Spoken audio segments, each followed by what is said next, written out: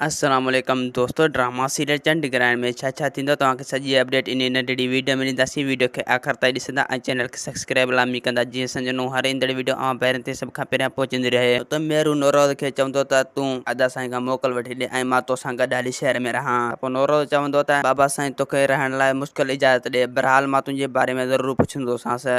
ऐं ॿिए पासे सोजरे जी घरवारी सोजरे खे चवंदो त तूं हाणे यूसुफ सां जहिड़ो न टिका ऐं तूं पंहिंजा माण्हू न मारा न ई यूसुफ जा माण्हू मारा ऐं तूं इन जहिड़े खे इते ई रहण ॾे। ऐं सोजरो चवंदो त मां इन खां हर हाल में प्लान वठंदुसि, छो जो हिन मूंखे अस्पताल भेड़ो करे छॾियो ऐं मां हिन खे हाणे क़ब्र भेड़ो कंदुसि। ऐं ॿिए पासे फिज़ा जी मां फिज़ा खे चवंदी त तूं ग़लति रस्तो थो वठी ऐं तूं मुंहिंजी ज़िंदगी खे बर्बादु करणु पियो चाहीं। फिज़ा चवंदो त मां तुंहिंजी ज़िंदगी खे कॾहिं बि बर्बादु करणु नथो चाहियां ऐं न ई मां ग़लति रस्तो थो वठां, जो सिर्फ़ु साथ हमेशह नौरोज़ सां आहे। मां नौरोज़ जो थी रहंदुसि। अगरि तूं मुंहिंजी ज़बरदस्ती शादी शाहिद सां कराई त मां पंहिंजो पाण खे मारे छॾींदुसि।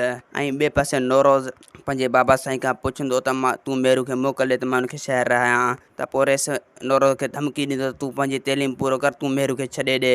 पोइ नौरोज़ हिन खां मक़सदु पुछंदो ऐं इहो मक़सदु कोन ॿुधाईंदो। असांखे ॾींदा दोस्तों इजाज़त, हाणे वरी तव्हां सां मिलंदासीं नेक्स्ट वीडियो में। जसीं ते पंहिंजो ख़्यालु रखंदा। ख़ुदा हाफ़िज़।